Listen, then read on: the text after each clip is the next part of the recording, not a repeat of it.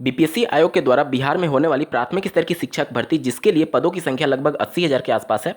NCT के 28 जून 2018 के notification के अनुसार बीएड अभ्यर्थियों को पूरी तरीके से पात्र माना गया है और उनको नियुक्ति के 2 साल के अंदर 6 माह का ब्रिज कोर्स करना होगा, जिस प्रकार से एनसीटी ने अपने गाइडलाइन में लिखा था। लेकिन क्या सभी प्रकार के बीएड अभ्यर्थी इस शिक्षक भर्ती प्रक्रिया में शामिल हो सकते हैं? एक विशेष यहाँ पर एलिजिबिलिटी तय की गई है बीएड अभ्यर्थियों के लिए कि उनका 50% स्नातक में होना अनिवार्य है और अगर इसके साथ आपने बीएड किया है तो आप एलिजिबल होंगे। तो क्या 50% से कम वाले आवेदन करने के लिए पात्र नहीं होंगे? इसके रिगार्डिंग डिटेल में बात करेंगे, अंत तक जुड़े रहिएगा।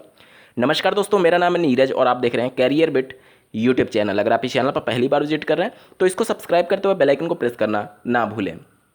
एनसीटी ने जब 28 जून 2018 को अपना नोटिफिकेशन निकाला बीएड अभ्यर्थियों को प्राथमिक शिक्षक भर्ती में शामिल करने के संदर्भ में, उस समय तक जो 50% की अनिवार्यता थी और उसके बाद भी कई बार ये मामले कोर्ट में जा चुके हैं। माननीय कोर्ट ने एनसीटी को स्पष्ट शब्दों में आदेश दिया है कि 50% की अनिवार्यता को खत्म कर देना चाहिए। क्यों खत्म करना चाहिए? इसके पीछे कारण ये था कि एनसीटी, जो कि उन्हीं के गाइडलाइंस के हिसाब से बच्चे बीएड करते हैं, आप लोग देखते होंगे जिनका ग्रेजुएशन में 50% नहीं है वो भी बीएड में एडमिशन ले पाते हैं। कैसे? अगर आपने 50% आपका ग्रेजुएशन में नहीं है लेकिन अगर आप पोस्ट ग्रेजुएशन कर रखे हैं तो आप बीएड में एडमिशन ले सकते हैं। तो जब आप ऐसे अभ्यर्थियों को प्राथमिक शिक्षक भर्ती के लिए पात्र ही नहीं कर रहे हैं तो फिर उनको बीएड क्यों करा रहे हैं? जब आपको बैरियर लगाना ही है तो पहले ही लगाना था। इसलिए माननीय कोर्ट ने ये आदेश दिया था कि जो 50% की अनिवार्यता है वो पूरी तरीके से समाप्त होना चाहिए और इसके संबंध में एनसीटी ने एक डिटेल्ड नोटिफिकेशन भी निकाला हुआ है कि 50% की अनिवार्यता समाप्त हो चुकी है। बावजूद इसके 28 जून 2018 का नोटिफिकेशन में अभी भी ये पॉइंट्स लिखा गया है कि 50% अंकों के साथ स्नातक होना चाहिए। आप स्क्रीन पर भी देख पा रहे होंगे, बिहार में जो प्राथमिक स्तर की शिक्षक भर्ती जारी की गई है उसमें भी 50% की अनिवार्यता रखी गई है। आप देखेंगे कि उत्तर प्रदेश में जो जूनियर एडेड शिक्षक भर्ती की वैकेंसी आई थी उसमें भी ये 50% की अनिवार्यता रखी गई थी, जिसके बाद से जो अभ्यर्थी आवेदन नहीं कर पा रहे थे वो माननीय कोर्ट का दरवाजा खटखटाया और उसके बाद से अभ्यर्थियों को मौका मिला था।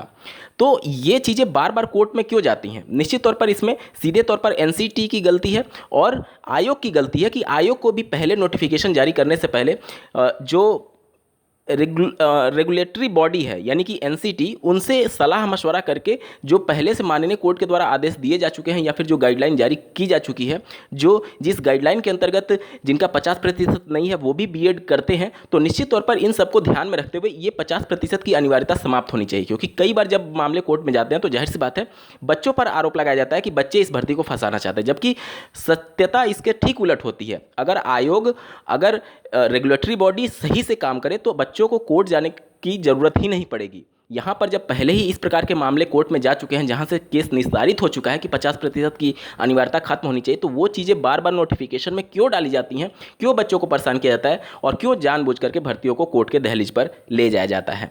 तो यहाँ पर जितने भी 50% से कम वाले कैंडिडेट हैं वो पूरी तरीके से पात्र हैं।